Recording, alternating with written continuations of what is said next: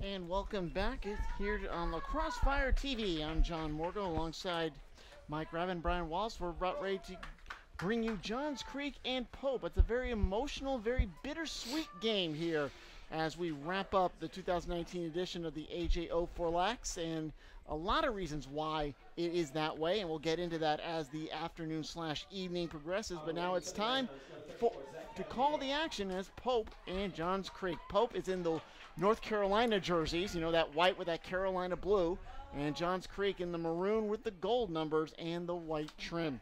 It's Pope and Johns Creek wrapping up this tournament. Johns Creek comes in 6-3. They're 4-3 in their region, while Pope is 6-6, 4-1 in their region. And guys, these are two teams, even though Johns Creek may not have the tradition, the history in lacrosse that Pope does, still, this should be a pretty good matchup.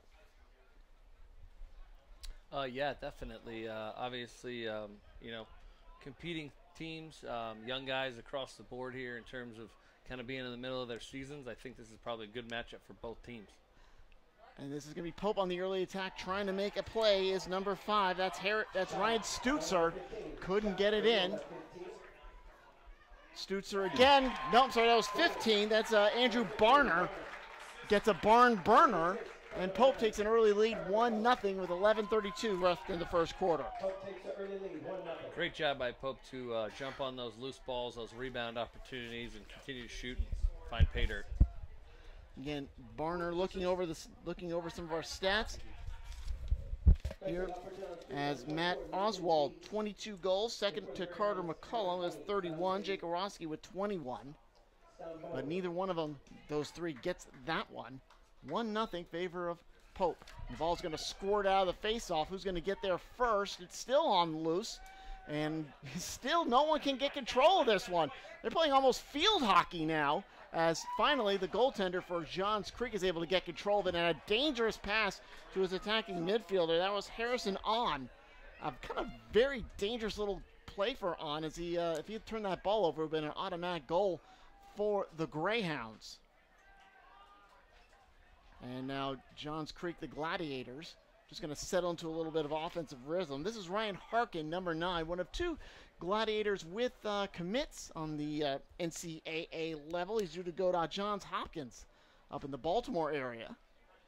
And he'll pass it to the other player who has a commit. That's number 16, Peter Salad. He's going to the University of Albany.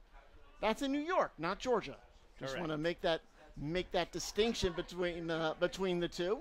Nothing against Albany, Georgia. I've called several soccer games from Darton College over there, softball as well.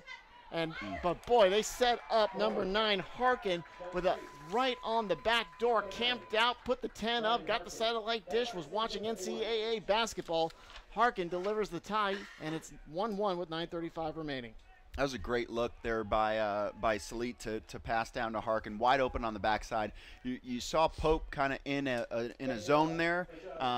We did see their typical starting goalie, Michael Pasquale, warming up.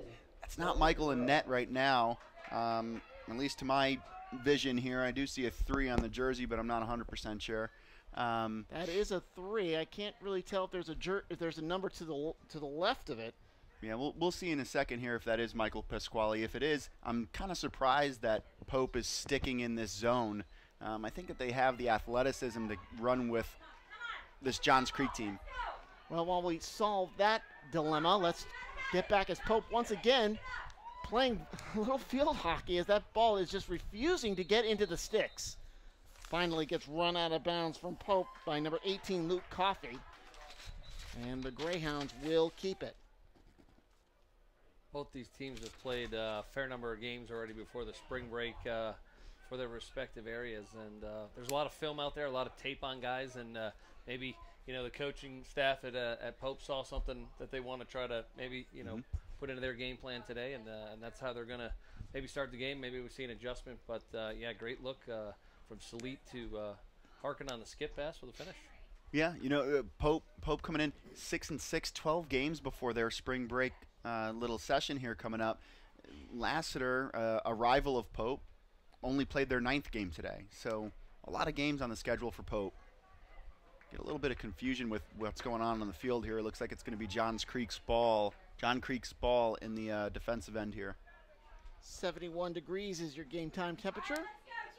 As we get into dusk, again, first full week of spring, and it has finally sprung here in the Atlanta area. It's a long, rainy winter. Nice, we got some good weather for the last few weeks of the high school lacrosse season. There's a goal by number 14 for Johns Creek. That is Scott Frant.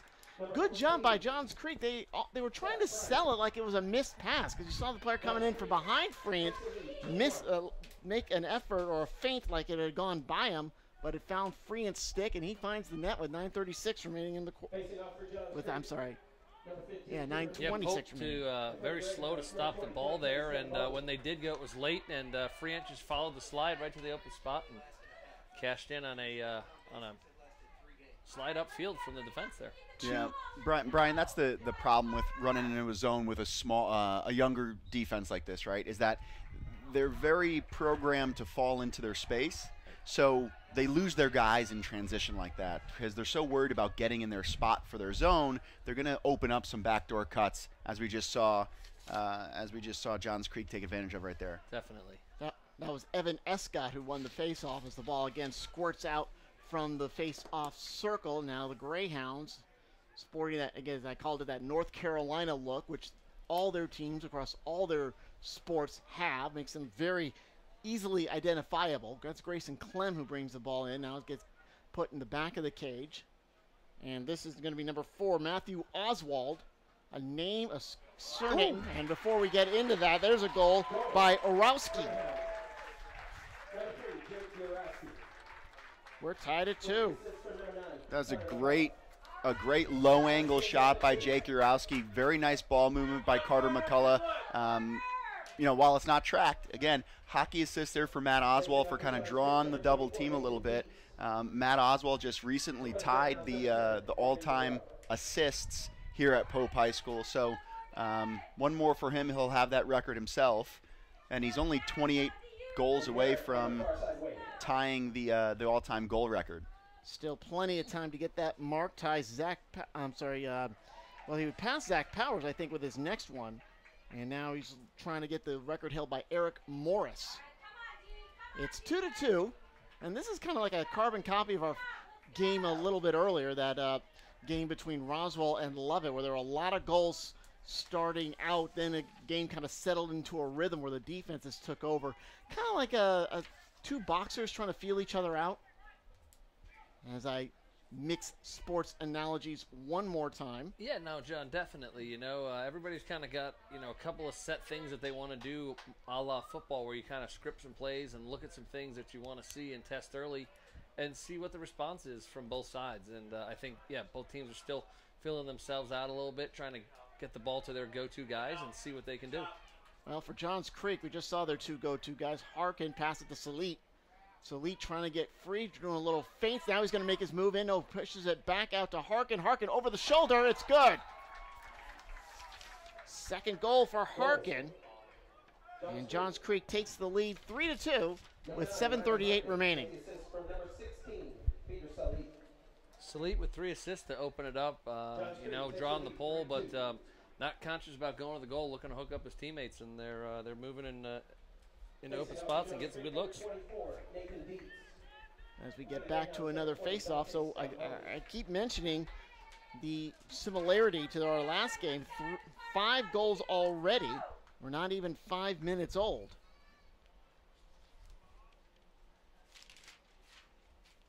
Three to 2. Johns Creek ahead over the Pope Greyhounds. I think we had a false false start, I would call it. Gives the Greyhounds an open look. Greyhounds, this is Evan Carter, number 24. As it looks like we're going to have some people coming on. I guess the face-off specialist runs off. This is Orowski, who had that last goal for the Greyhounds that tied it up. Now they need another one to get this thing back even. Orowski keeps getting pushed back. I think he wanted to turn around and shoot a lot before he was able to get clear for it. As we get a little bit of break in the action, this is Stutzer, Ryan Stutzer, as they again go in the back of the cage. That's Oswald, Matthew Oswald. Again, the name Oswald with a lot of connotations in this Pope lacrosse community. We'll get it to number 9. That's Carter McCullough. Now a slap shot. No good. That was a nice save on the shot by Durbis. Looked like it might have gone in, but good job for On to either keep it just on the other side of the line, saves a goal, and now the Gladiators are back on the attack. Ball's on the near side for number 21. That's Timmy. That's Timmy Salit. I'm going to say he's the younger brother of Peter Salit. Yeah, Timmy just a freshman. Playing attack for the Gladiators.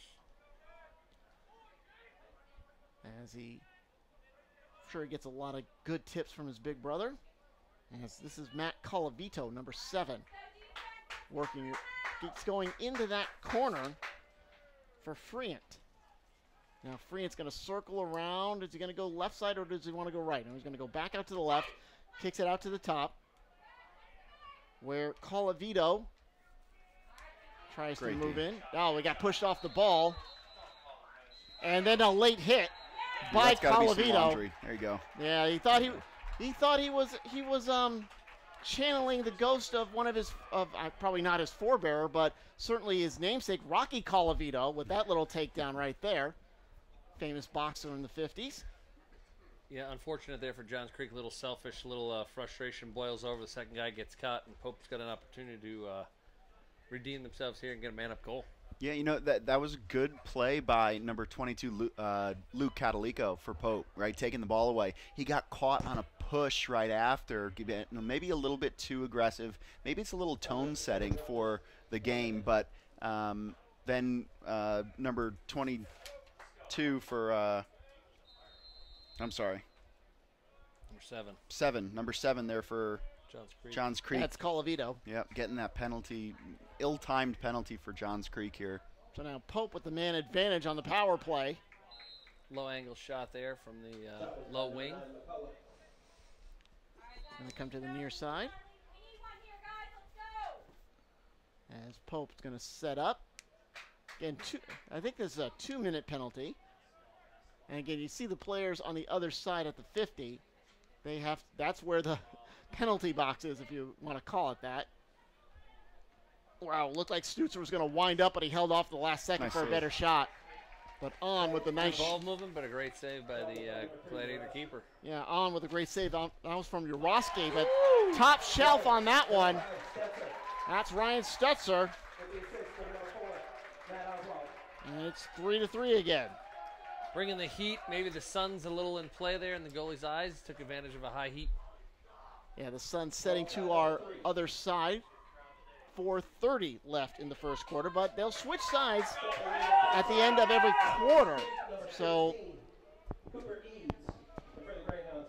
if it is in fact Pasquale back there, he'll have to deal with that in about 5 minutes.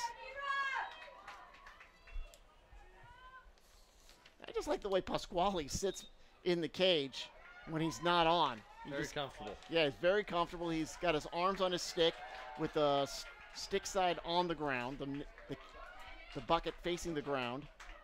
I guess if you're bold enough to stand there and take all those shots when it's not a lot of action, you can kind of relax a little bit. I'm not doing it. We're tied at 3 in our final game here.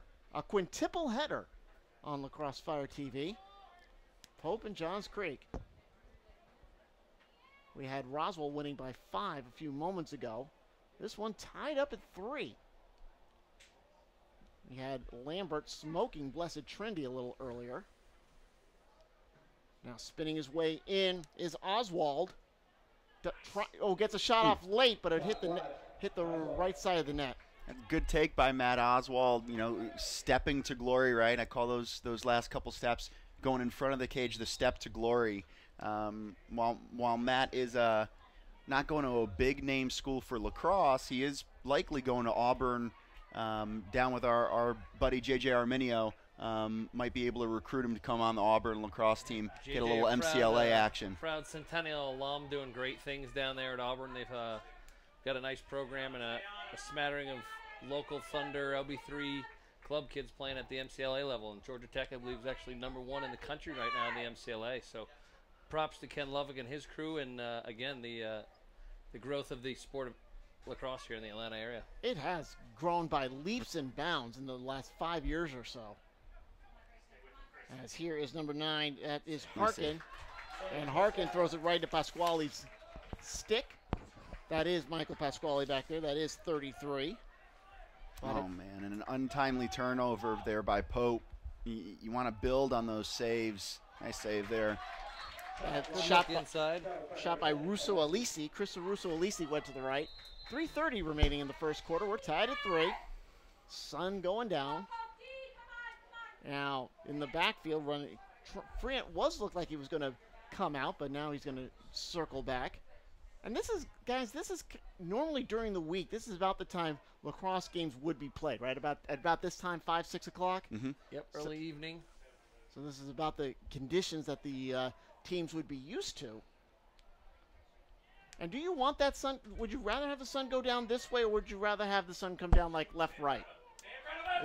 Obviously, if it wasn't in the goalie's eyes, it'd be a little bit better. But at the same time, you know, if it's left, right, you know, the effects of the players and the passes can also take effect to where the sun is in their eyes.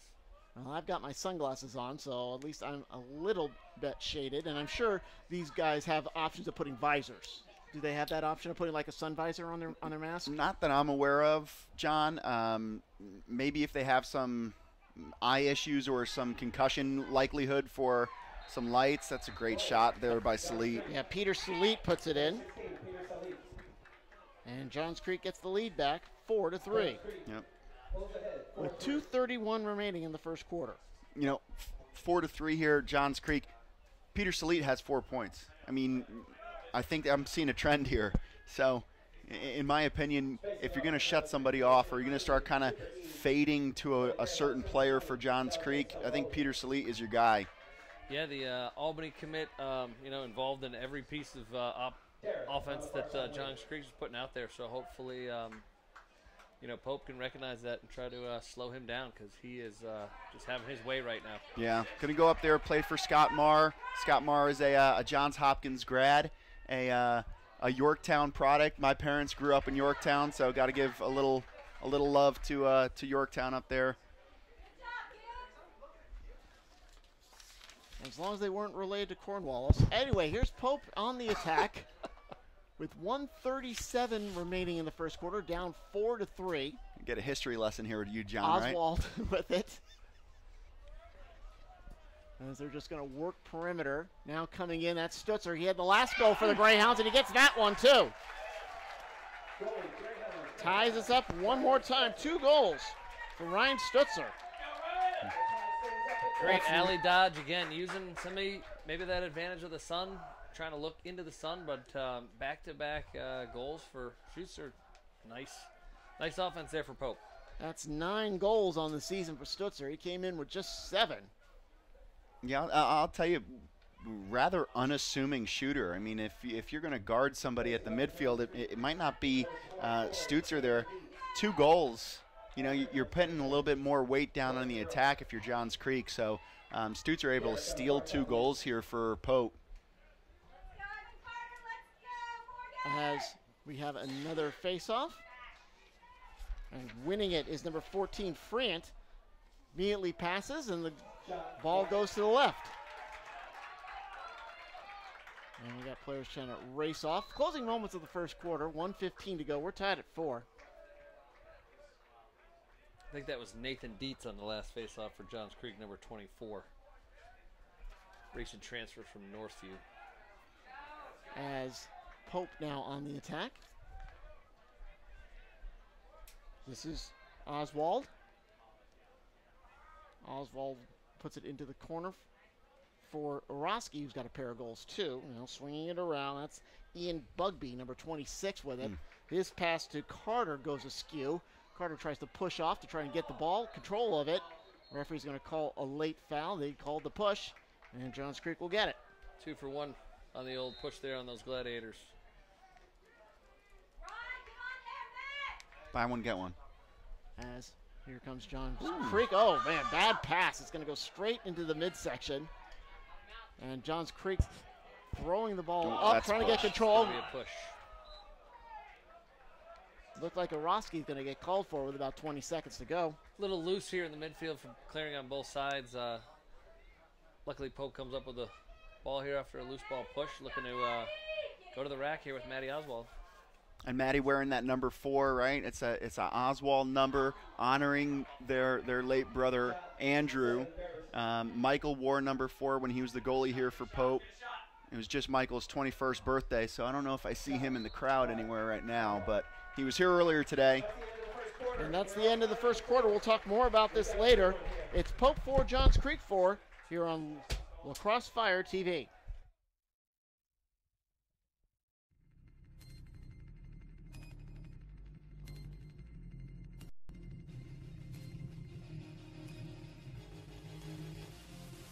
Nice find inside behind the back.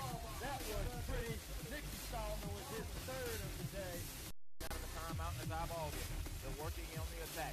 Here he comes. Gilliam comes in. Fire shot goal! Back to back goal! For Gilliam. Rosie wants to go early. He's got his left hand. Look inside. Mills shot goal!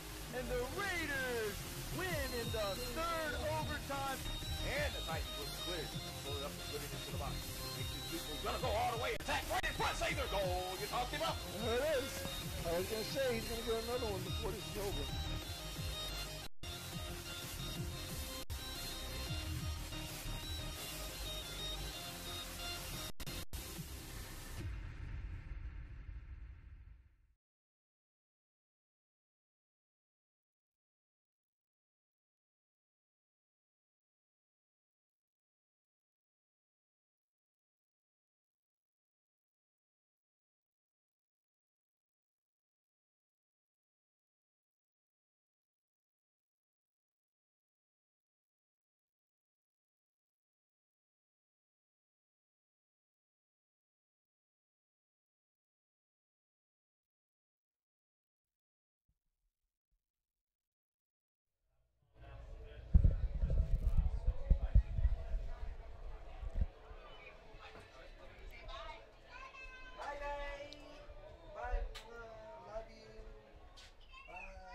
Starting the second quarter, we're tied at 4 between Johns Creek and Pope.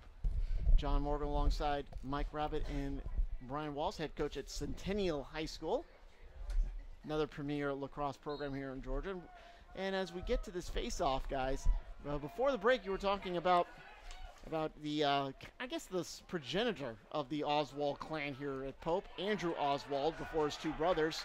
And this tournament was named in his honor. A memorial scholarship was set up for him that this tournament directly benefits. But this is the last year of this tournament, as I guess the final Oswald Matthew is graduating. And guys, what does it mean for this tournament to finally, I guess the best word for it is to finally just be retired, to be at the end of an era, I guess?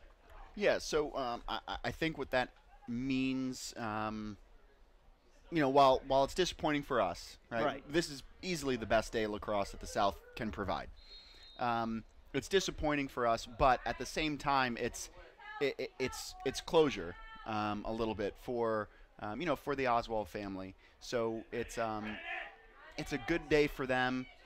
You know, they're still going to be involved in lacrosse to some capacity, and I know that the AJO4LAX is still going to survive in some way, shape, or form. While we may not have a tournament anymore or a day of games, the name won't go away, right? It's been built too much, and we don't want it to go away. Right. The impact on the lacrosse community in terms of awareness and what Bruce and Kathleen have done to honor the memory of their son has been, you know, phenomenal. Putting the best matchups together and bringing the community together and having a great day of lacrosse. You know, I don't think that Andrew would want anything more. I think that he's smiling every day, and I think we got great weather again today, and he's looking over this opportunity, you know, as the last event here, but this will continue to live on. But it has to provide another layer, another level of emotion to both the team and the Oswald family that this wouldn't have otherwise as they go into this matchup. Absolutely, and you know, I've seen Kathleen around, bouncing around as busy as she's been all day. You know, and it is very emotional. She said it. She's had a few times where, you know, she's kind of reflected on that, and maybe a tear came to her eye on multiple occasions. But it is absolutely an emotional component to the entire day.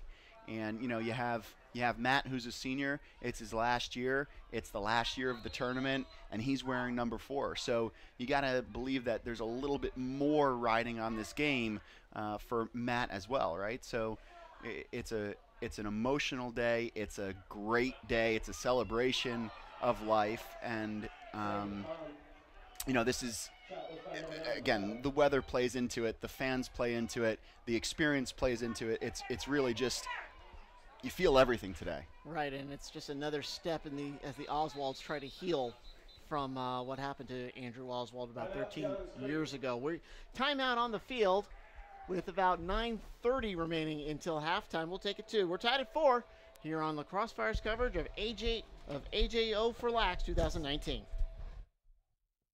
Heels or flats? Heels. Around here, we're decision-making pros. But when she got injured last season, I almost made the wrong decision. I thought I could take her where I rehabbed my knee, but her coach told me, take her to Children's. No thanks. All that experience helped my daughter heal faster and come back stronger. Now we just need to decide where I'll play in college. Road trip.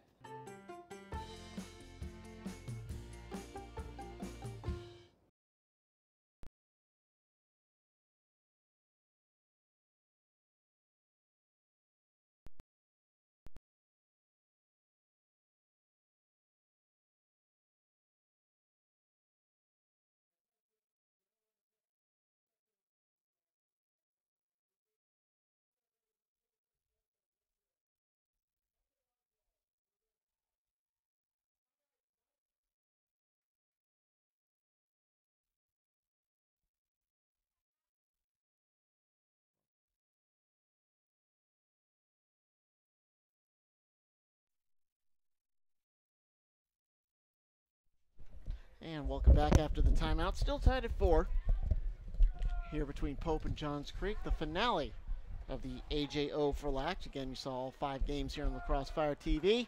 And just want to make one final point before we, what we were talking about earlier about the, I guess, dissolution of this tournament, this being the final game of it, does kind of provide a hole in the Atlanta lacrosse schedule as that shot by Peter Salik goes wide.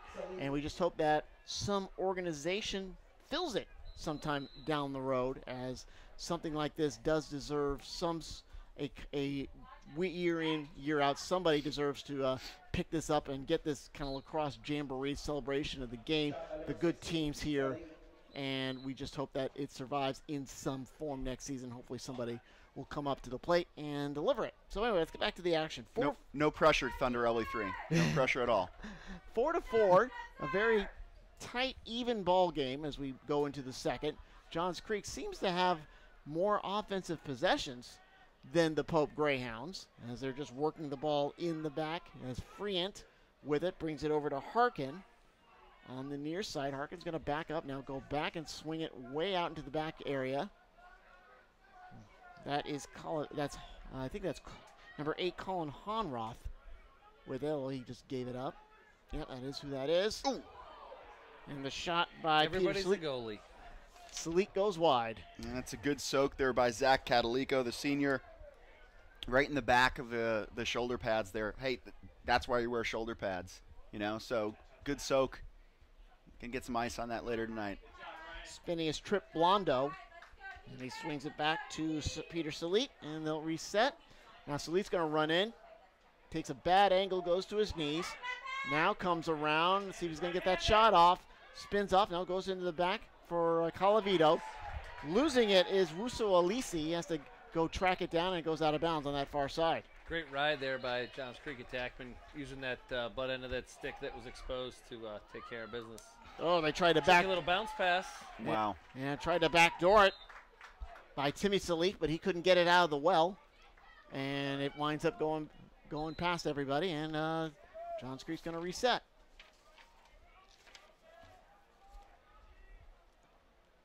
Here's Calavito. Calavito will back it out. That's Russo Alisi. Now to the near side. Calavio trying to find room. Hard shot off the turf. Goes to the right. Johns Creek trying to implore that same offensive strategy that I think that Pope was using earlier. The sun's in the goalie's eyes. Shoot it high. Now with the ball in that Great hustle. Yeah, ball on that side.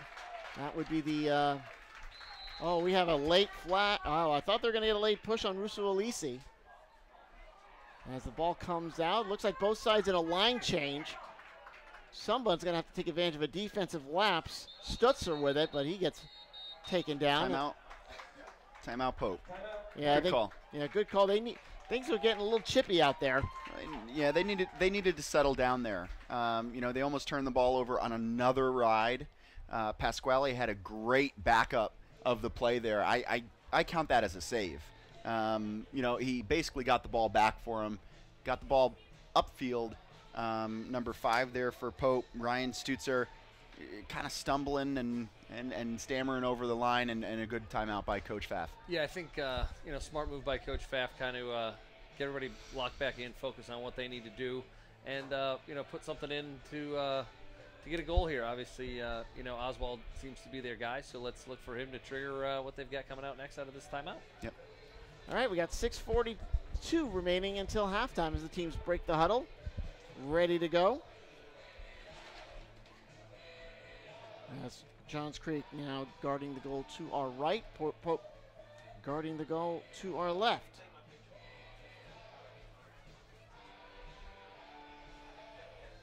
I did not want to do that. Again, Pope in the white jerseys with the Carolina blue. And Johns Creek, that's not what I want to do. Johns Creek, of course, in the gold. Oh, that's right, okay. Gold numbers, maroon jerseys. And looks like we are finally ready to go.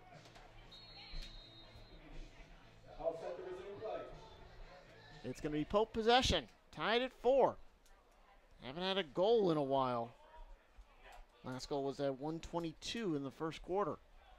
And we're just about halfway through number 2. Now it's Pope's turn to just kind of work the backfield, the back area, between the 30s and 40. Evan Carter with it. See if they go far, middle, near. Nope, they tried to get it in to Orosky. Orosky lost it. And as he tries to find it, it's taken away by Reed McKee. And There's a push. Yeah, there's a scrum. I think Pope came away with it. Racing in is Orosky, and that's a goal. Great finish by Jake Urowski there, putting it on his back. Got a great ground ball here. A little bit of laundry on the field. Looks like we might have an after whistle penalty, which might not be a bad thing for Pope because I don't know if they're doing that great on the faceoffs. So an extra possession coming here for Pope on a penalty. Yeah, Pope out of the timeout, tries to run something, becomes a broken play, and Urowski just athletically beats the guys to the ball and goes into the rack. I don't think that's how Carl drew it up, but I think he'll take the goal. Carl Pfaff, head coach of Pope Greyhounds. He's matched up with Joey Matthews, head coach of Johns Creek. And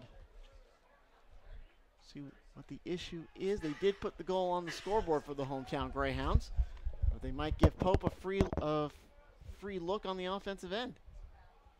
Just to avoid the face-off here. What was penalty? Conduct. And it's unsportsmanlike conduct on Johns Creek. Gives Pope a power play.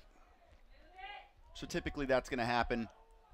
Ooh, a little bit outside. Not sure what Oswald was doing. Was he looking for Orosky, or was he just looking for a shot? Ball went in between the two. Well, if you're Oswald on that, you're saying that you were looking for a shot, so you get the ball back. In the locker room later, you say, "Hey, Jake, I was throwing you that ball." But yeah, that was definitely a shot. Yeah, that's a shot. Nice shot. That's a shot by McCullough. So Carter McCullough gets on the board, and Pope takes a 6-4 lead. Great look there on the man up. Number 9, cannon that shot. Great step down. Time and room, or enough time and room to let that fly. Well, there's clock says 5:33, but I think there's a lot less than that. That might be. Number 10, Morgan DeBro. It's going to be number 24, Nathan Dietz, in the face-off circle for Johns Creek.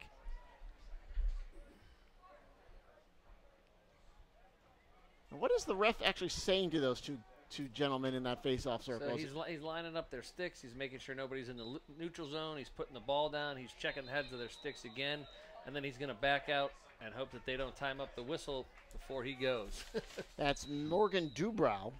As Pope has, I'm guessing that in our program it says FOGO, and I'm guessing that means face-off goals, and I don't know what that face-off, get-off. Face-off, get-off. Okay. I had the FO right. Yep. The face-off X has become a specialty position over the last 8 to 10 years here with the growth of the game in lacrosse. Yeah, I noticed that that's all MP Thomas did. He faced off, and then once he gave up the stick, sometimes he would do odd man rushes, but once he got rid of it, he raced right off the field. And the thought process there, John, is that typically, nice goal here by number 8 for That's Johns Creek. Honroth, 6-5. But the thought process for face-off guys and why they're called FOGOs is they typically don't have the best stick on the field. So you want them to get the ball out of their stick as quickly as possible and then get off the field for that 6th player that's going to be a little bit more sound with their stick. Yeah, the amount of torque and grind and bend that goes into taking face-offs really affects the ability for those guys to, have great stick skills. So, you see a lot of possession style shots out of face-off guys because, they could be throwing the ball into somebody's ankles. Why not throw it at the goal and hope for the best? Mm-hmm. I think MP had a goal in that instance. At least he did. Had an assist too. So as play stops, officials talking it over. I want to say, trying to translate those hand signals by that far ref, and I think the near ref doesn't understand what he's talking about, so they're going to have they're looking at a loose ball push here. Have a more quality talk. Looks like maybe the Pope defenseman pushed that Johns Creek attackman over the line, but they're going to call a push here on Pope. It's going to be Johns Creek ball. Down 6-5 here in the latter half of quarter number 2 from Pope High School. The Pound, that's what they refer to it. Not surprising. Home of the Greyhounds. And we're just waiting to get things going now. Coach Pfaff looking for an explanation why Johns Creek continues to end up with the ball after conduct fouls. Well, they do with a chance to tie. Here's Harkin. Harkin will toss it to the far side for Honroth here. He just had the last goal, looking for another one. Now spin around on the assist. It's good. And that was Russo Alisi, number 10. With that goal, we're tied at 6.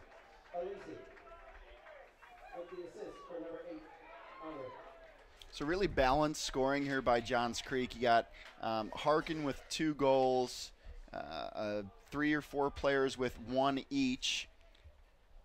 Facing up for Johns Creek, number 24. Yeah. 5 players total with goals for Johns Creek today. Yeah, they're definitely spreading the ball around, getting a lot of people involved. And we're back to a face-off. Now looking over our scoreboard to our right with the time, there's a couple of light bulbs that are burnt out. So it's really kind of hard to tell what the exact time is, but I know that minute is at 4. Multiple things going on off ball here between an early start and a push. Gives the ball to Pope. See what the Greyhounds can do on offense. They're tied at 6. Kyle Neely was in the back. He was using his stick to kind of hack at Evan Carter. Now runs around behind the cage. Coming out, stopping. Now it's firing over the top. No, there was a man back there. That was Oswald. Oswald comes in. He's probably double teamed. Set back, throws a shot off, and it's going to go right into on stick. And Johns Creek gets it back. That's Max Citrano running down the far side, number 25. Nice pass to his midfielder. And he'll wind his way in the middle as players come in, players come off. Winding. Goal by Peter Salit.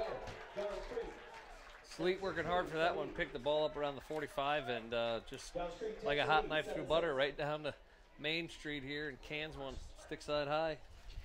I'll tell you, B-Wall, he's smooth on the field.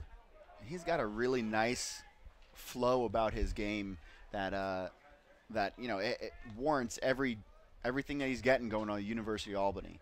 So it really fun player to watch. It's the first time I've ever seen Peter Sleet play. So he's making a big difference right here, right now. Certainly lived up to the billing of the fact that he's going to go play for Scotty Marr up at Albany. Yeah. Now, Brian, does Centennial play Johns Creek later in the season? Yes, we're actually in the same area. We'll play after spring break.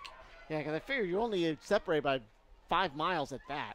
Yep, that's an Area 1 contest that'll take place in April. Okay, looking forward to seeing that one, and best of luck against these Gladiators when you do, in fact, tee it up. Now, is that game going to be at Centennial, or will it be at Johns Creek? That'll be at Johns Creek. Okay.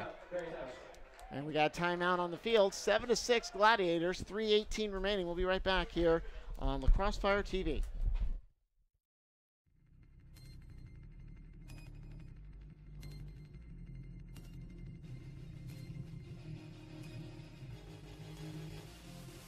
Nice find inside behind the back. That was pretty. Nicky Solomon was his third of the day. Out of the timeout as eyeball it. They're working on the attack. Here he comes. Gilliam comes in. Fires that goal! Back to back goal! First kill him. Rosie wants to go early. He's got his left hand. Look inside. Middle shot goal! And the Raiders win in the third overtime.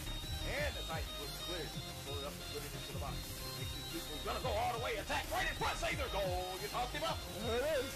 I was going to say he's going to get another one before this is over.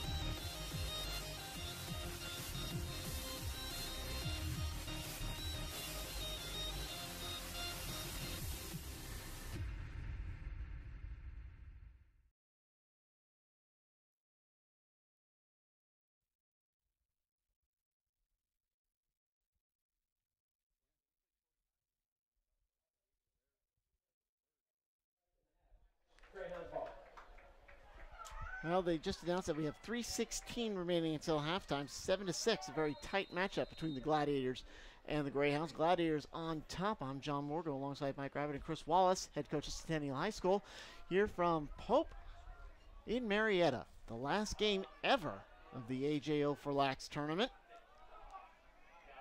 Durbis with it for Pope. He's going to give it up. Circling around is Orovsky. He gives it up. Shot is saved by On. That was a pretty easy save for On there, you know, right in the goalie stick. Brian, how would you change that if you were coaching Pope right here? What would you say to your player that comes off the field? You know, I'd say take a look at the opportunity, the fact that the ball's coming from left to right. The goalie's kind of gauging, you know, following the top of the ball as it moves across the top of the screen, or across the top of your screen, but across the top of the field. And as he starts to set and come back, you want to shoot to the big part of the net, which for the right-handed goalie is obviously the off-ball pipe, you know, off-stick low, hip side low, off-ball pipe, be a great shot. So I just talked to my guy and said, hey, man, take a look, you know, where he's at setting up. He's tracking you coming from left to right. Put it back to where he's not thinking you're going to go. That's Johns Creek on the attack, up by 1. Harkin, who led off Johns Creek's in goals. He's got it. Now he still has it. Now thought about winding up. Now goes in for a better angle. And good save by Pasquale. Almost lost it. And he almost had a stick back opportunity. But Pasquale able to hang on to it, that wide net of his. Now no one's coming back to get the ball from him. Finally finds a way to get rid of it. Still going through. And Pope trying to hang on to it. Got a man down slow to get up. That looked like Luke Coffey, but a goal there for Johns Creek. Fastest game on 2 feet there. Nice transition goal. Oswald to Urowski for another one. So another goal from Jake Orowski. And Oz adds another to the assist column. I mean, just let it grow. We're tied at 7. Both teams with 3 goals here in this one. This frame. Facing up for Johns Creek, number 24, Nathan Dietz. As Dietz gets in against Dante Stamboli. And that was Let It Grow, not to get confused with the Frozen song. Let it go. Yeah, thank Yeah, you. that one. Thank you. I didn't know the words. Obviously, you don't have a 6-year-old daughter. As we have Pope winning that face-off, Harrison Gibbs comes up with it. Does not pass it to Donoso. In fact, it's Johns Creek who's going to try to get it back. And there's another line change. We're in the late stages of the second quarter, 1:17 on the clock. Tied at 7. Tight matchup here in the final game, which is pretty good if you want to bow out this tournament. Might as well make it with a memorable one. I hear somebody wants a timeout. I think Johns Creek. Yep. Joey Matthews calls for it. He wants to draw a play up. We got about minute 1 remaining. So I saw Jake Urowski before the game down on the field, and I asked him how he's going to do today. And he said, "Oh, coach, I'm going to do okay." I said, no, but how are you going to do? How many goals are you going to score? And he said, I'll get 4. So minute away from halftime, he's got 3. So good start for the young attackman. That's a lot of confidence. Glad to see that he feels like he can put the ball in the basket and help these guys win. Absolutely. Well, and with a guy like Matt Oswald who's dishing you the ball, it makes your job a lot easier. Yeah, no, obviously the experience that I've had in terms of coaching some great attackmen over the last couple of years, Oz ranks right up there as one of those guys that can, have a 7 or 8 point night and only contribute 1 goal and have 6, 7 assists, or can go the other way. He's kind of really counted on to do whatever it needs to do, and I think he's got that mentality, and really excited to see him climb up the Pope statistical numbers. Pope's been around for a long time. They've got a good history and a good story, and it would be only fitting that Oz play a big part of that. There'll definitely be a changing of the guard next season when Matthew does graduate. They're going to have to kind of cast around for a new identity with there being no more Oswalds on this squad. Coach Pavlov, a lot of work to do, but he's up to the task as we get back to live action. Tied at 7, Johns Creek looking for that go-ahead goal as we get to the break. Harkin with it. Here's Pope sitting in that zone again, so look for outside shooters, rotation for Johns Creek. There's Salit with a cannon. Oh my gosh. It goes way back into the backfield. Good job by Pasquale to redirect that thing. I don't know if it hit the iron of the stick or kind of rode the net, but boy, did that thing carry him off. Might have hit the crossbar. I think it hit the crossbar. I think the reason Pasquale jumped is because he was shocked how hard that thing came. That ball was moving. And you could tell because it went all the way to midfield on the bounce. Pope with the ball as Stutzer's got it. 10 seconds left in the half. Let's see if Stutzer can get a shot off. Gotta go. He's got to move. He's at the 25 and cannot get it off. And there's going to do it. Citrano with a late opportunity, but that's it. We're at halftime. We're tied at 7, and we'll have the second half coming up on Lacrosse Fire TV.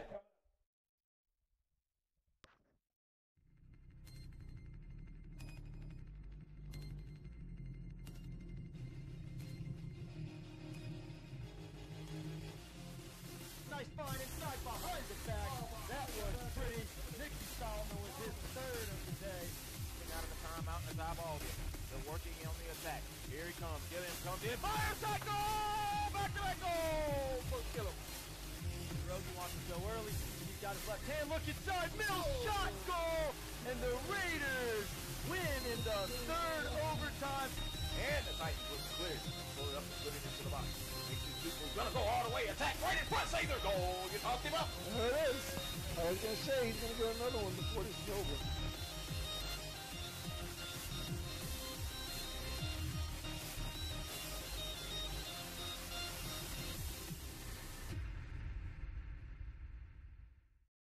Heels or flats? Heels. Around here, we're decision-making pros. But when she got injured last season, I almost made the wrong decision. I thought I could take her where I rehabbed my knee, but her coach told me, take her to Children's. No thanks. All that experience helped my daughter heal faster and come back stronger. Now we just need to decide where I'll play in college. Road trip.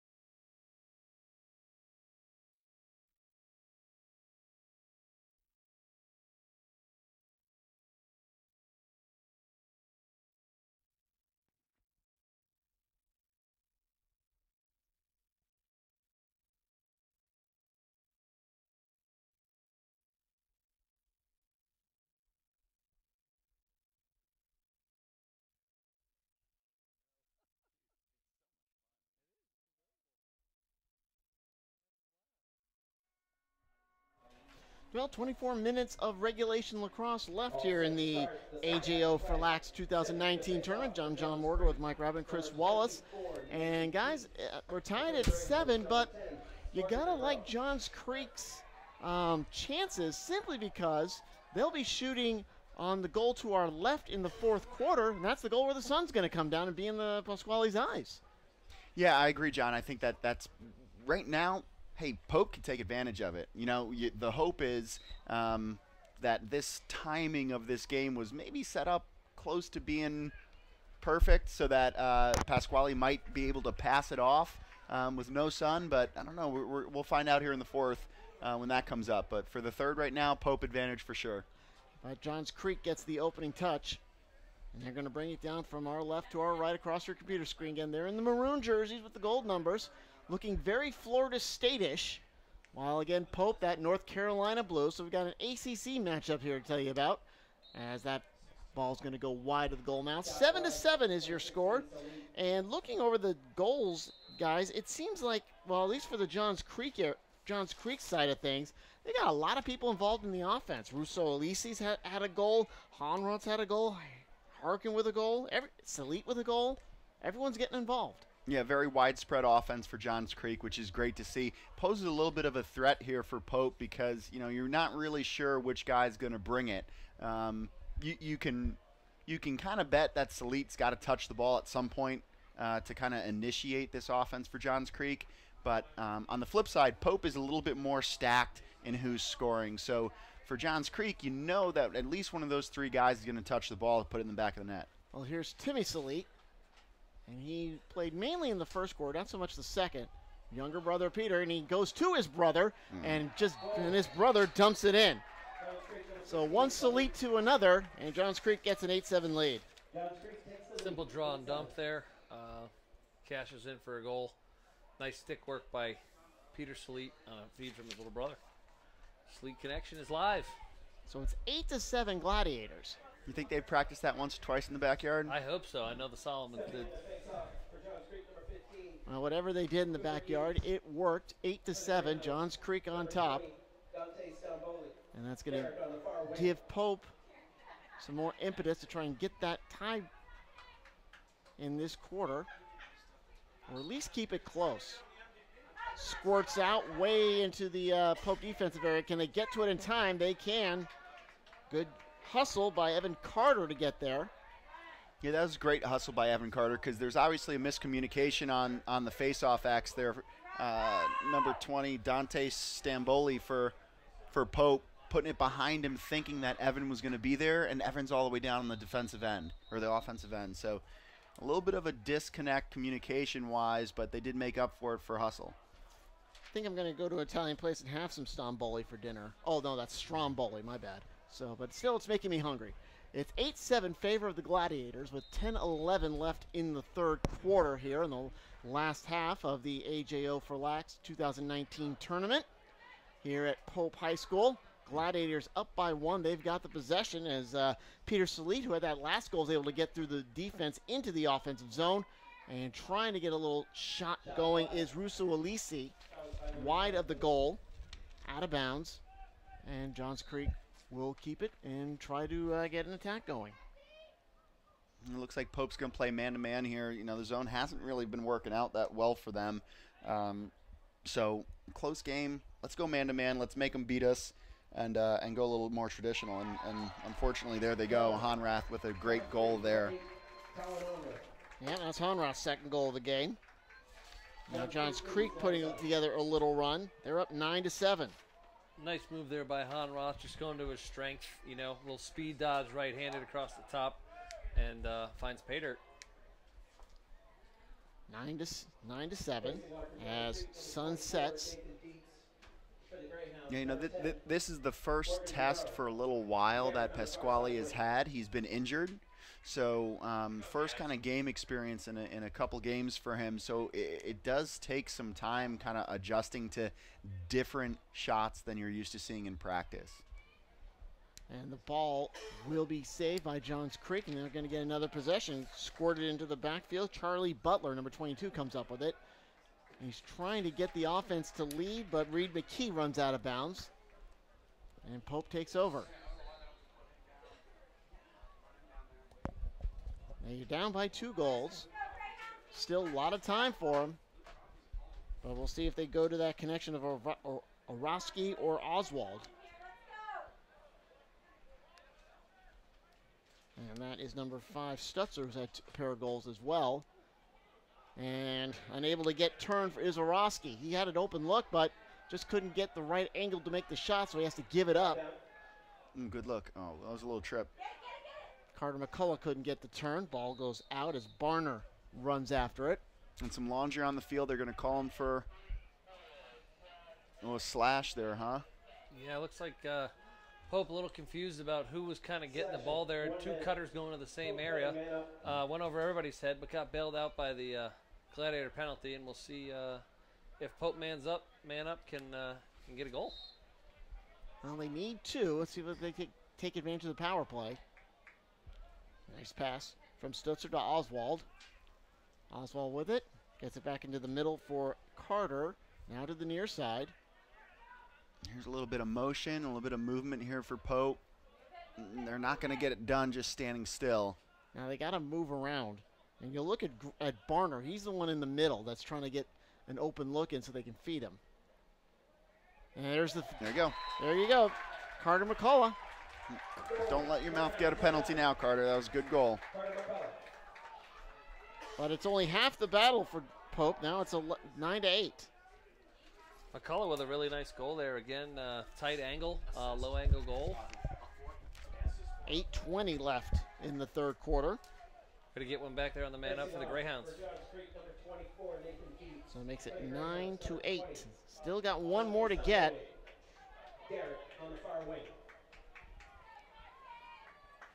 As they wait to put the ball on the ground. Now the player's kneeling, so it looks like we're getting close. Referee will lean in, give them some instructions, check the stick placement. Whisper some positive encouragement in their ear before they go. And Johns Creek runs away with it. Good job, Dietz, with it. And Dietz will hand it off to Salit, and they'll get the offense straightened out. I'm sorry, that's Russo Alisi. Now he'll find Timmy Salit. Back to Harkin. Honroth, who had the last goal for the Gladiators. Racing in, no, he's gonna come around. Ball bounces a little bit before being controlled by number 9, Harkin. Harkin going to Hopkins, Johns Hopkins School up in the Baltimore, Maryland area. Timmy Salit will take a shot himself, wide left. Shot wide. Shot by number 21, Salit. And the ball's going to bounce all the way past the warning track, but luckily there's others to use. And I wonder if someone's going to get dispatched to go collect that ball as it rolls on the track surface. On the Greyhounds, 1 minute. Johns Creek playing man up. So we had a late foul on Pope. Let's go defense, come on now. It'll say Pope is the home team, so you're going to get some encouragement being shouted out to the Greyhounds in this partisan crowd as Johns Creek working around the cage. Again, they're up by 1, 9-8, halfway through the 3rd. Harkin passes up the shot. High bounce, but something got taken off, and Pasquale comes up with it. Now, the defenseman gets it to the midfield. Nice passing, but unfortunately, Zach Catalico couldn't hang on to it, so Johns Creek gets a turnover. And let's see how the Glads are going to take advantage of this. Friant with it. And Friant's going to hold on, let his offense come on out, and let them get into position. If I'm Pope, if I'm Carl Pfaff here, I'm pulling my seniors in. Another cannon by Salit. But I'm pulling my seniors in and saying, hey, listen, you got to kind of start putting the team on your back here a little bit. You got to be a little bit more responsible with the ball. It's very sloppy in between the lines right now for Pope, and they really got to clean that up if they want a shot at this game. Well, they're only down by 1. And boy, Salit's ball just keeps finding the post, and when it hits the post, it just ricochets way, way back. If it gets through everything, it's going to run for a while, like that other one, because it went all the way out of bounds on the near sideline. Still gives Pope a chance at offense, needing that equalizing goal right here. And they'll go to Stutzer. And Stutzer with a pair in the first half. He'll put it in the back. We'll see which side Oswald comes out. Will he go left or right? Deeks right, goes left. Now back to the right. Curving around, no shot there. Is a shot for number 20, Carter. And a good save by Harrison on. And there's some kind of high clouds toward the right, as pretty much that sun is no longer an issue for either goaltender. So we should have kind of an equal matchup as we wrap things up here. As Russo Alisi runs in the backfield, he's going to try to head to the near side. Now he'll just let his offensive get onto the field. He'll slow it up. Again, you got your defensive. The defense sticks are what, about 6 inches longer than the offense? Oh, about 2 feet. 2 feet, wow. Yep. Yeah, so there's 6 feet total from tip to tip, and a short stick's about, what, 42 inches? 40 to 42 inches, yep. Coming in, and no good for Conroth. Shot by number 8, Conroth. So really you have to be, I mean, a kind of prerequisite in this game is to be a good stick handler, but with those longer sticks, it really does require kind of a total different framework, as there's a goal for Ryan Harkin. A question mark move there by number 9, Ryan Harkin, and 5-hole on the goalie Pasquale. Johns Creek getting away with it here. 2 goals to go here as the sun starts to dip away. Maybe we get the lights on here. But as the sun sets, Pope looks like they're starting to set a little bit on themselves. Johns Creek ahead by 2, 10-8. It was 7-7 at the half, 4-4 at the end of the first. Yeah, if you're Pasquale on that last one, you're beating yourself up. You know, I think that was an easy goal to let in. Just needed to play his angle just a little bit better. It was a good shot by Harkin, good question mark, but it wasn't moving too much. There wasn't a whole lot on it.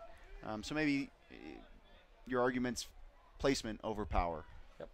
Durborough wins the faceoff, so Pope's got it on the offense. They're down by 2. Still plenty of time left in this one, about 16 minutes total, as we're under the 4 mark here in the third. As a power shooter, I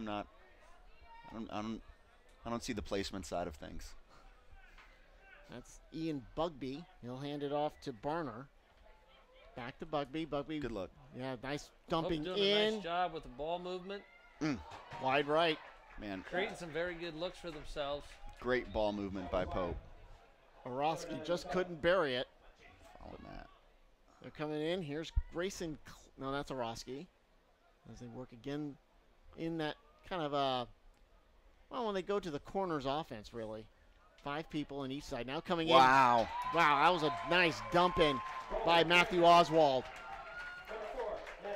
You know, you talked, John, earlier in the game about the emotional impact of the game, right? That right there was an emotional senior leader scoring a goal by Matt Oswald. That was an awesome underneath move for him. Big players play big in big games, and obviously, you know, even though it's a midseason out of area, there's a lot more riding on this game in terms of what Matty's representing here at AJO4, and that's just a great move, going to the rack, putting one in for his team, taking some leadership.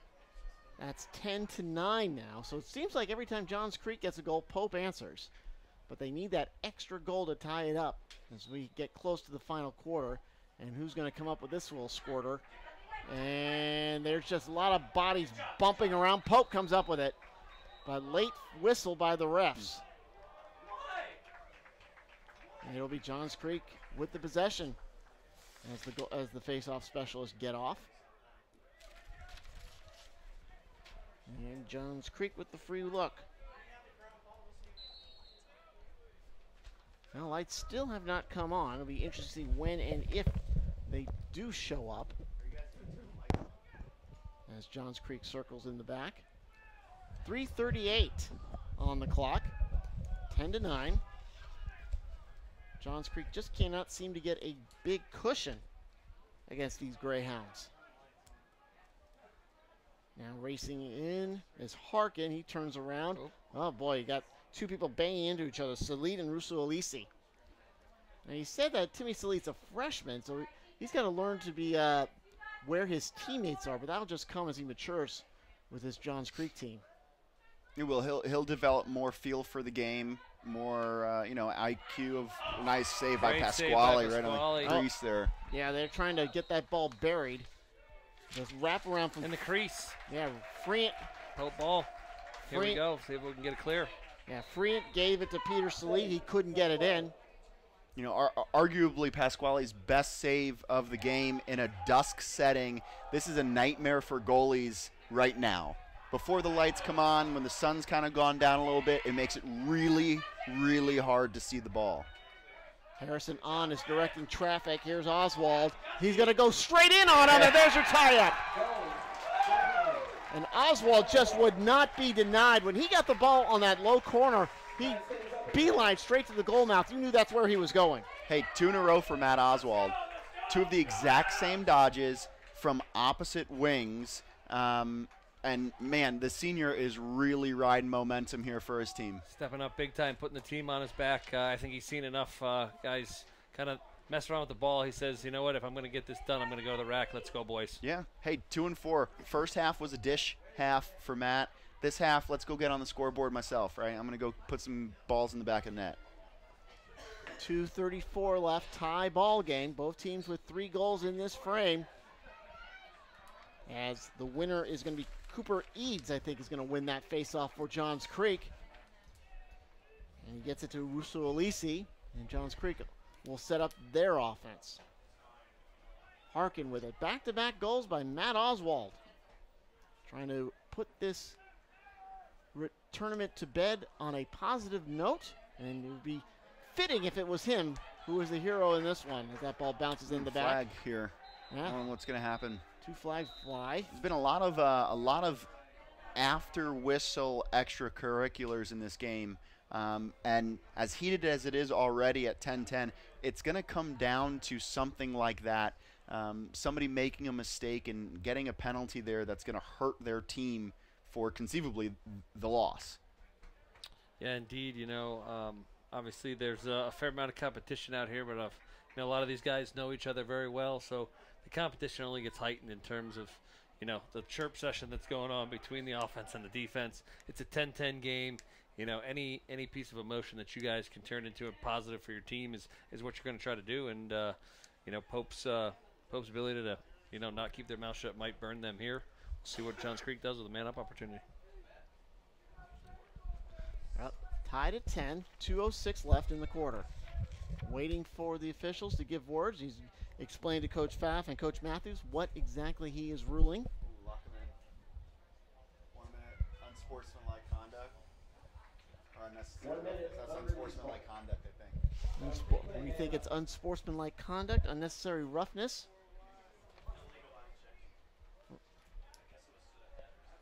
So it may be an illegal check to the head, is what we're hearing here in the booth. And it's just a matter of just waiting for the officials to give word that we can get things going, start things off. Yeah, Pope's done a great job of getting themselves back in this game with some momentum, and hopefully, this long wait, they can get a stop here and continue to go. But again, Johns Creek looking to take this opportunity in this 10-10 game. Finally, the official says we're ready to go. Let's see where the attack is going to come. It's going to come from the far side. That man, Peter Salit, 11-10. Peter Salit wasting little time. You got to think coming into the game that Coach Pfaff probably wanted to limit Peter Salit's output. But, when you leave him at 12 yards, you don't get hands on him, and he's available to shoot. Again, he's going to Albany because he can put the ball in the back of the net. That's been pretty evident today. So we'll see if they make any adjustments there on Salit with the rest of the game here to go. I think a timeout's been called. Pope calls it with a $1:57 remaining. They're down 11-10 here on La Crossfire TV.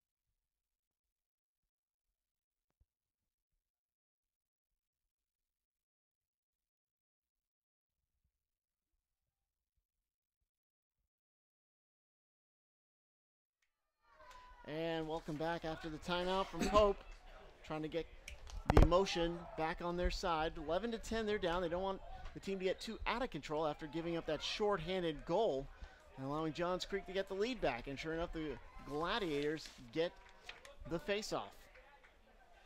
Gladiators trying to make a 2-for-1 here on the man up with some time left. That's right now. This is Harkin. Harkin feints, instead he'll go to Honroth. Honroth finds Biondo. And another goal. That one by Salit again. I'm sorry, it was Alisi is who they're going to credit with that one.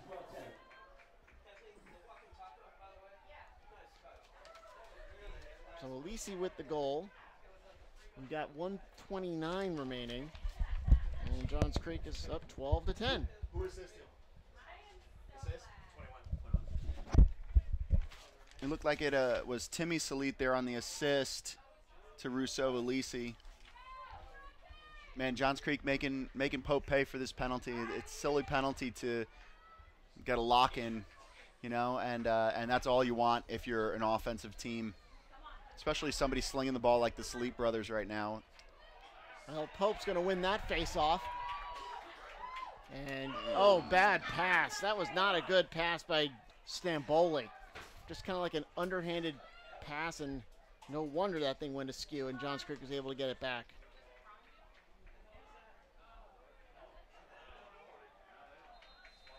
I think Johns Creek inner clock was a little bit quicker than everybody else's. They're a little bit of a force on the turnover, trying to get the ball in the box. See if Pope can clear the ball and erase that 2-goal deficit. We got a couple lights out on the scoreboard, but not enough to make you think there was 3 seconds left. I mean, a minute 3 left in the half here, or quarter. Yeah, we're under a minute remaining now.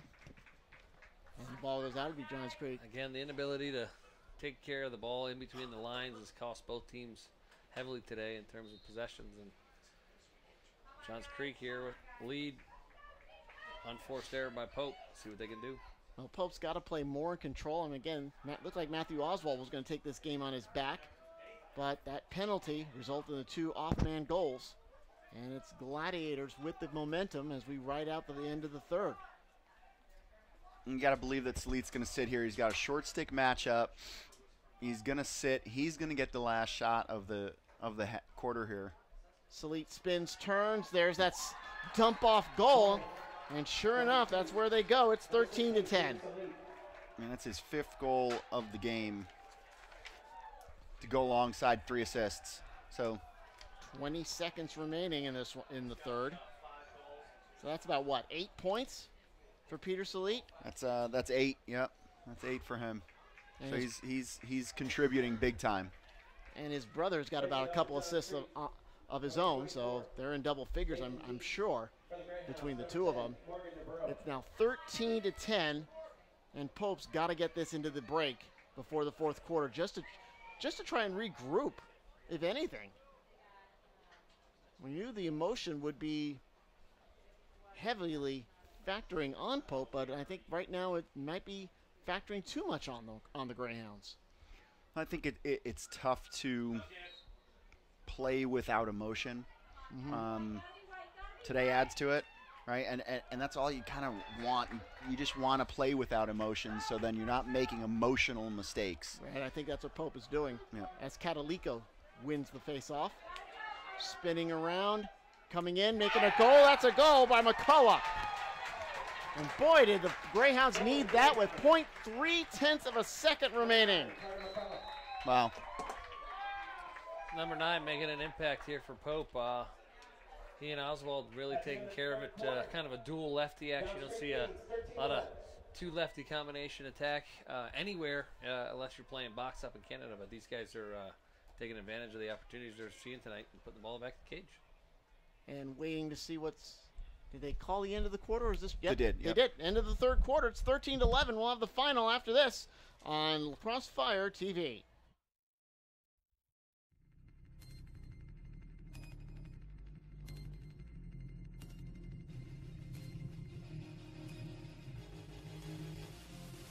Nice find inside behind the back. That was pretty. Nicky Solomon with his eyeballed him. They're working on the attack. Here he comes. Gilliam comes in. Fires that goal! Back-to-back goal for Gilliam. Rosie wants to go early. He's got his left hand. Look inside. Mills shot goal! And the Raiders win in the third overtime. And the Titans was cleared. Pull it up and put it into the box. Makes these people gonna go all the way. Attack right in front. Save their goal. You talked him up. There it is. I was going to say he's going to get another one before this is over.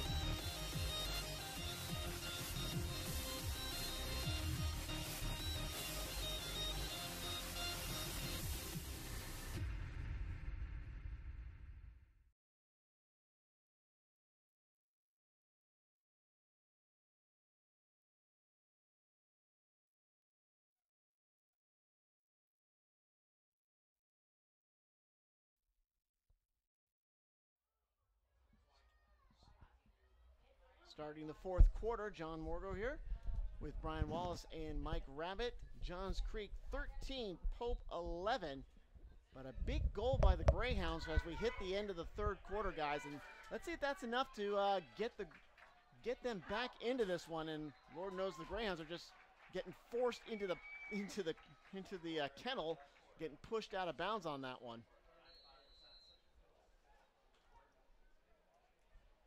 As they take over on that far side in the maroon with the gold jerseys. And Pope in the white with the Carolina blue numbers. Peter Salit has just gone absolutely goal crazy the last few moments. Getting a couple to give Johns Creek this lead, but a late goal by McCullough. Able to put the Greyhounds in striking distance. That shot goes wide. Nice trail check there by Luke Catalico. Salit kind of got a step on him, and Luke was smart enough to stick around for the windup. I don't think Salit's shot anything lower than, I don't know, 1 million miles an hour today. He's got a lot of velocity when that ball comes out of the net on his stick. Oh. And there's another goal, and it's that man, Peter Salit again. His 6th goal. And if the Gladiators... I believe that was his brother, Timmy Yeah, Salit. I think that was Timmy, actually, on that one, John. 21, okay. 21, Timmy Salit got the ball out of the well and was able to put it into the net. Either way, the Salit family's eating tonight. Indeed. Squally got eaten up a little bit there, a little topspin. I think he made the initial save, but couldn't corral the rebound and rolled right in over his head.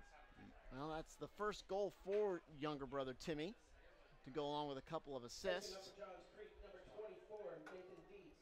For the Greyhounds, number 20, And as Dante Dietz Stromboli. and Stromboli go at it. Derek. At the Pope needs to stop the circle. bleeding here and come up with a goal quick. Well, 14-11. Pope trying to hang on here. And it will There they be. go. Yep, they got the possession. Guys, I'm noticing on that Pope sidelines to our far side, looks like they got the logos of every team in their football region plastered up there. I'm noticing North Atlanta. There's Centennial, I think that is, on the right side. Chattahoochee, Johns Creek, and Pope. And then on the left, you got the logos for Alpharetta and Northview. Can't quite tell what's to the right of Northview, but that's Cambridge and that's Dunwoody. Cambridge and Dunwoody. Yeah, Dunwoody was the last one. I just couldn't tell the Cambridge Bears on that last one. That of course is their football region, is what they have. Teams will have it in a variety of places, usually flags. But that's the first I've seen plastering on the sideline, the bleachers. Anyway, here's the Greyhounds trying to race in. They're swapping at. I believe that was number 9 for Pope. That was McCullough who had the last goal for him. Ball is lost on the turf. Who's going to come up with it? They're just slashing at it. Still loose. See if Barner can come up with it. Barner does get rid of it. Nice shoulder check Barner delivered on Citrano out of bounds. And the referees. Yep, push on Johns Creek and stay Pope ball here. All right, so Pope gets it. As we keep going here in the fourth quarter. Pope trying to get back from a 3-goal advantage, or deficit, I'm sorry. Now, trying to, almost lost the ball is Derbis. D-E-R-B-I-S, not D-E-B-R-I-S, which would be a heck of a name for a lacrosse player if that was true. Debris. Here's Stutzer. Stutzer finds Oswald. Oh, nice pass, but high on the shot by Orosky. That would have been a big one. They needed that. Saved by number 19. That would have been a good shot, but unfortunately does not go in. Pope still with possession, Wow. though. Nice Another save. miss. Yeah, another miss. That was Durbus who was knocked to the left. Shot by number 7, Durst. So here's Matt Oswald. Let's see if he can put it on his back. And he had a really nice look there to Euro on the backside. He's going to have to get another one. Good hands, Matt. Oh, nice shot by Oswald. Just kind of fisted that one in. He's had 3 goals in the last about 6 minutes with 9:03 remaining. 14-12. Oswald doing a nice job of protecting his stick, letting the roll come up the backside, re-dodging to the top side, and finishing on goalie didn't really know where he was going with that one. Facing up for Jones Creek, number 24, Nathan Dietz. So these face-offs become very big, Number 20. especially as Pope tries to come back from a 2-goal deficit. 14-12.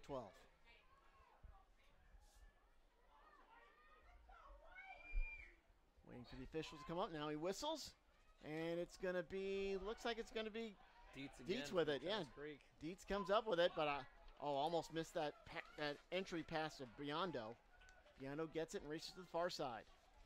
Waiting for the offense and defense to come on out. Now Biondo will give it up as he pass it off to Harkin. I'd love to see Luke Catalico, number 22 in white, press out there. Right? That's a great opportunity for a long pull to cause chaos. That's what you're on the field to do as a long stick midfielder. Cause chaos, cause interruption, make guys worry that they're going to have it a little bit tougher than just getting the ball and walking into the offensive end. Honroth tried to come 100%. in. Yep, Honroth tried to come in, but nothing was there. I'm sorry. Gets it to Jackson Rivers, number 21 for the. I'm sorry. That's a Timmy Salit. I'm sorry. Timmy Salit with it. Gets it to his brother. Peter with 5 goals. Oh, almost was a give and go pass. He was looking for Jackson White. Penalty on the far side here against Pope.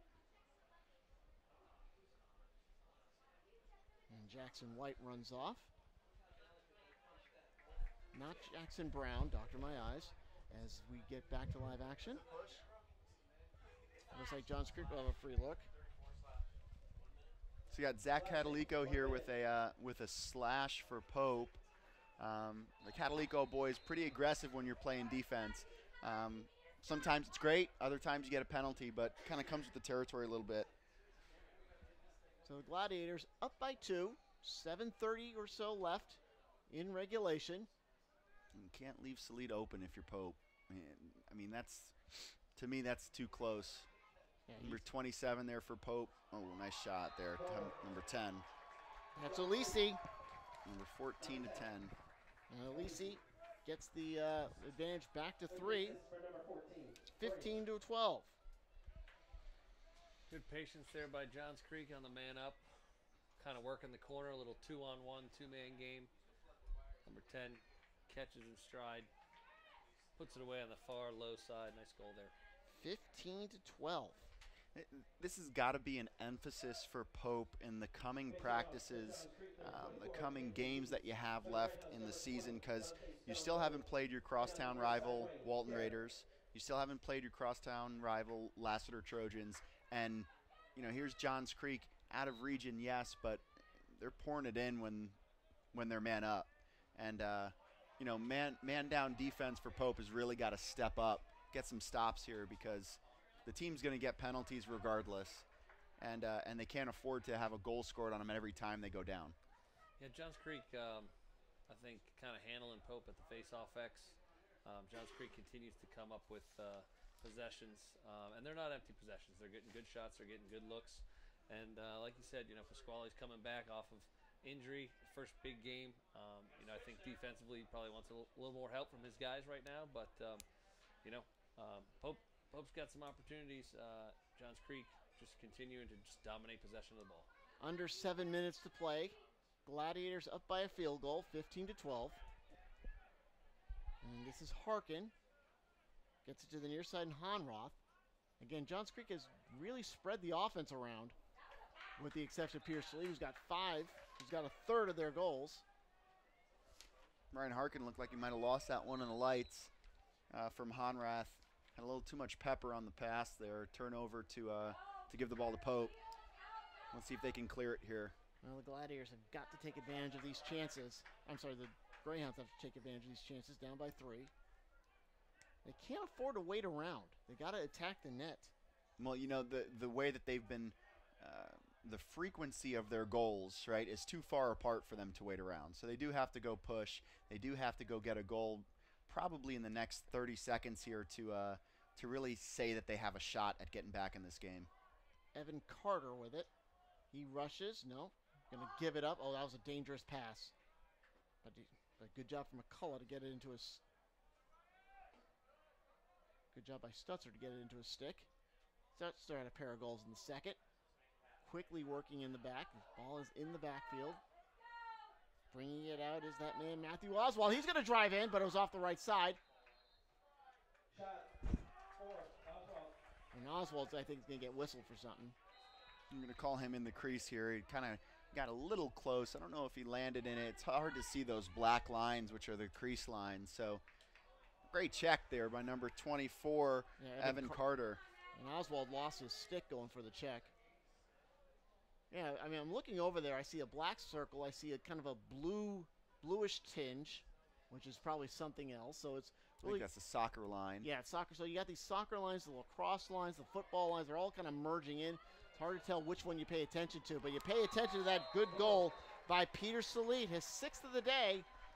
And now it's a 4-goal lead with 5:15 remaining. And the assist there on Honrath. Great cross-field assist by Honrath. Looks like a flag down. This is going to go against, got to go against Pope again, unless I see Salit running off the field. Maybe he got an unsportsmanlike for celebrating. It doesn't look like he's in the penalty box, but somebody's going to head off here for Pope. You know, Brian, this is the 3rd or 4th after whistle penalty for Pope. This is killing them in terms of getting back in this game. Yeah, you know, in terms of the score being indicative of the goals that it is, you know, I'm sure Coach is trying to preach, you know, everybody stay under control. We don't need to continue to hurt ourselves. And after the whistle things, late things have been getting called all day. Obviously, you know, the referees are kind of bought into what's going on here. They can control what's going on the field as much as they can, but Pope continues to just, you know, hurt themselves by getting silly late fouls, allowing Johns Creek to just continue the momentum. And I don't know if this is indicative of anything, but we had a contingent of Pope students in our stands below to our right. They have just left the building. They are moving away from the stands. Don't know if they're actually leaving or going somewhere to support the Greyhounds as they come off the field at the end of this one. So it looks like this is actually going to be a conduct foul on Pope, no penalty. So an after whistle, frustration, one of the players maybe vocalizing their frustration at a Johns Creek player, maybe at an official. So that's what gives Johns Creek the ball here to start. And not a penalty, but enough to just award Johns Creek the ball and still give them opportunity. Honroth, again, it's a 4-goal edge. If they can convert on this, make it 5, with about 5 minutes remaining, that could pretty much be the final nail in Pope's coffin. Sure enough, the gold and maroon keep possession. Harkin spins, brings it back to Peter Salit. Now Honroth with it over on that far side. Honroth leaves it for Timmy. A lot of room open in the middle here. You see a couple of Johns Creek players now filling that gap, but that really presents a good cutting space. Well, I was going to say, Alisi was all alone right where you were talking about. Right where we talked about, Brian. That's exactly where they go. It's now 17-12, 4:19 remaining. That's the 4th goal for Russo Alisi. That's the 5th point there for Colin Honrath.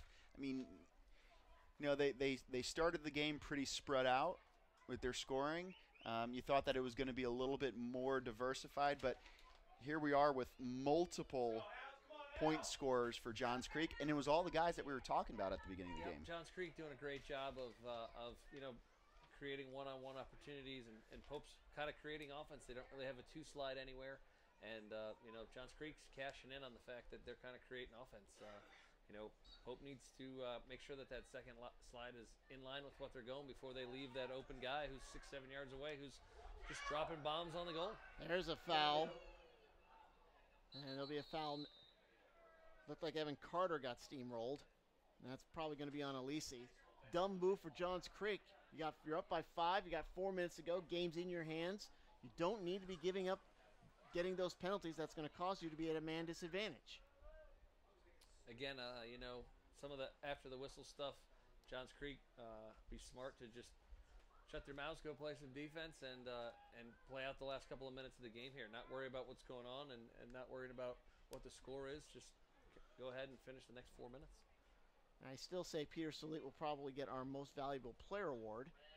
The tournament committee will hand out right afterwards. Hard to argue against him. 6 goals to this point. So that's an unnecessary roughness or a hit to the head. I guess they're signifying there a hit to the head. 2-minute locked in for Pope. So Pope's got to score right here. It has to be a goal. Nice save there by On. Almost got it. Tell you what, Matthew Harrison On has played lights out back there in the Johns Creek cage area. But still has to give it all. Nice no-look pass. Nothing you can do about that no-look pass. Stutzer got it. Looked like he was going to go to McCullough on the near side, but instead feeds Stutzer.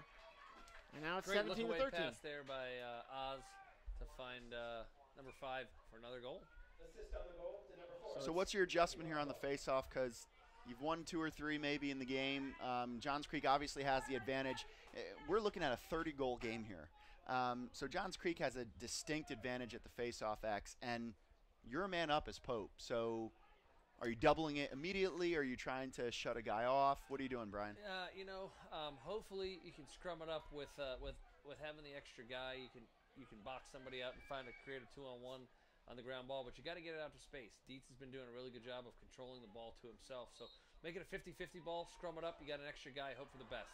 Dietz goes ahead and wins it to himself. Johns Creek calls a timeout. That was a good timeout by Johns Creek. That was a good timeout. Coach begging for maybe a little bit of an extra whistle, maybe a flag on Pope, but I don't think he's going to get anything there. Nope. So 3:23 to go. Timeout on the field. Johns Creek now up by only 4, 17-13. We'll be right back here on the Crossfire TV. Heels or flats? Heels. Around here, we're decision-making pros. But when she got injured last season, I almost made the wrong decision. I thought I could take her where I rehabbed my knee, but her coach told me, take her to Children's. No thanks. All that experience helped my daughter heal faster and come back stronger. Now we just need to decide where I'll play in college. Road trip.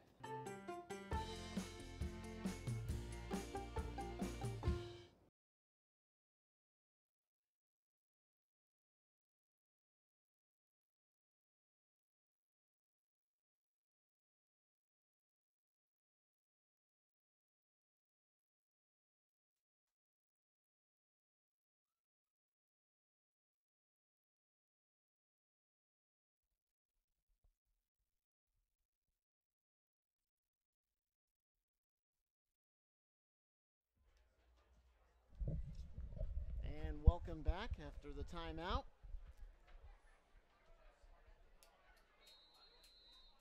Final moments, 17-13, favor of Johns Creek.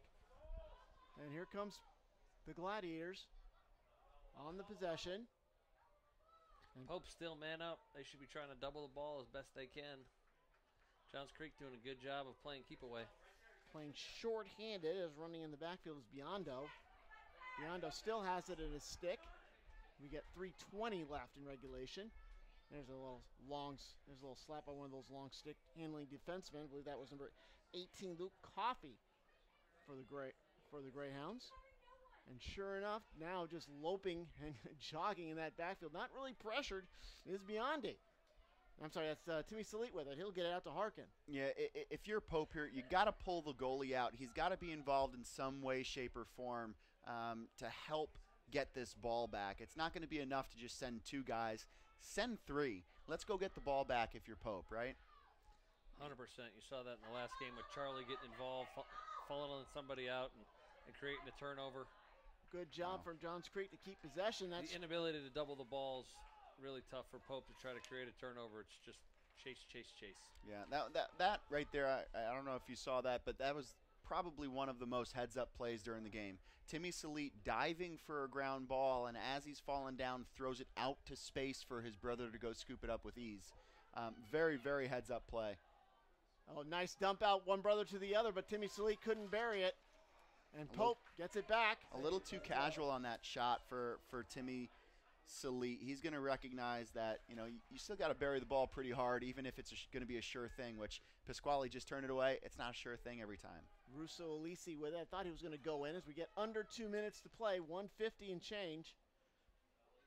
And Johns Creek, oh, watch out for this one. Easy goal by I think that was number 3. Andrew McCarty. Andrew McCarty gets his first goal of the day. Yeah, I think Johns Creek starting to put in some of the younger guys with a couple minutes to go here. Obviously, the big event. These guys work hard and practice all week. Coach is showing some love to some of these other guys. Yeah, getting an opportunity to run with 5-goal lead here late in the fourth. Yeah, you got to believe Johns Creek has earned an off day here tomorrow. If I'm Pope, I almost want to maybe reconvene and have a little film session. You got to believe that they're going to have a pretty hard defensive week in practice because their defense has kind of let Johns Creek run away with this.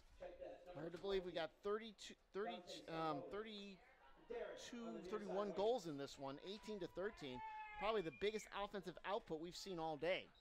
Absolutely, John. This is the biggest output we've seen all day. This has been a great game if you're a fan of scoring goals. Another cross-check delivered by the Pope Greyhounds. Little chippy play there by 34 Catalico. And this is the time of the game where the refs absolutely have to call this super tight. It's going to get a little chippy. This is Pope's kind of home event, right? So for them to lose with the emotional day, as we were talking about earlier. It's tough to be the host of a long day and have the nightcap not go the way that you'd hope before the game started. Especially with as much emotion as riding on this one. The final AJO4LAX event. And we talked about this a little earlier in the broadcast about what this event, what this name means to the Pope Greyhound Lax community, and how there'll definitely be a hole in the community when it finally elapses and what could be done to fill it. But again, a lot of emotional day. Tears will be flowing when it's all said and done. And if you're Pope, you just wish you could send it out with a W. But as we get to the 120 mark, Pope down by a nickel. Doesn't look like that is going to happen as the Greyhounds will take the L here today. Pope will drop to 6-7. Johns Creek will go to 7-3. Again, Johns Creek just trying to play Cape away, stay away. No need any extracurriculars here with the lead intact and the W on the board here for the Glads. Exactly. That's Alisi in the back as we're under a minute, 45 seconds. Credit Pope, though, for continuing to play tough all the way to the end of the whistle here. Obviously, the inevitable outcome here, but Pope's still trucking away, trying to play hard as they can. 2 goals, and that's a late flag. It's a little too aggressive. Yeah, with 26 seconds to go. A 5-2 goal advantage for Johns Creek here in the final quarter. A lot of laundry on the field. I'm sure Johns Creek will stick this one in their back pocket. Be happy not to take a shot and call it a night. Well, guys, it's been a lot of fun calling this game with you. I think that they're calling the game. Yeah. I think that they're not going to let them come back out. They're just going to call it here, and this will be the end of the game. It's getting too dicey right now. With 5 assists tonight, now holds the all-time Pope record for assists. Well, Matt Oswald does get the all-time record for assists, so congratulations to him. 116 career assists. 116 career assists, and it's still time for him to put more on that record. And as the Greyhounds still have a couple more regular season games left to play,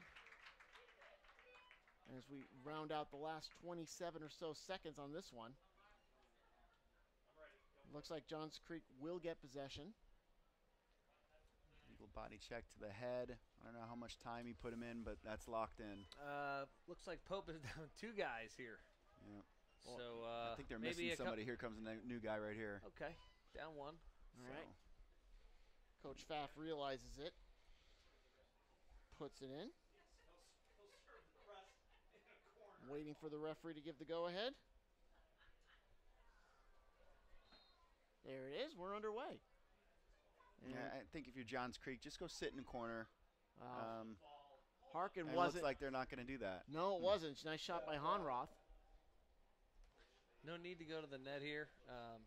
With all the extracurriculars and some big games coming up, you don't want anybody to catch an injury. They're still peppering the goal. This is not a good thing here for Johns Creek and Pope. If you're not a good you're look up, at all. You got to just sit. Don't shoot the ball anymore. It's this is not going to end well on the field here. Finally, the clock hits 0, and that's going to do it. 18-13 is your final score, and Johns Creek with the W. I'm John Morgo alongside Mike Rabbit and Chris Walls. Guys, it's been fun. Hope to meet up with you if this takes on another form somewhere down the line. Yeah, Thanks thank so you, much, John. Mike. Great job today. Yeah, thank you, Chris. Appreciate it. So far, I think that before we go, we're going to get the MVP here. I think that it's in pretty much unison. It's going to be Peter Salit. Right. End of the day, 6 and 3, 6 goals, 3 assists. I mean, that's the difference in the game. So great job by Peter Salit there. Unfortunate for Pope, they couldn't bring home the W in the last AJO4LAX, but 9 points is an impressive day from the midfielder going to Albany. And once again, I think a great day of lacrosse here at AJO4. We got to see some of the best talent from the committed kids across the area here. And thanks so much for Lacrosse Fire for having us out today. All right, no problem. Thanks a lot. Again, this has been a Lacrosse Fire production. We'll have many more events coming down the pike, so check your listings. And thanks so much for joining us.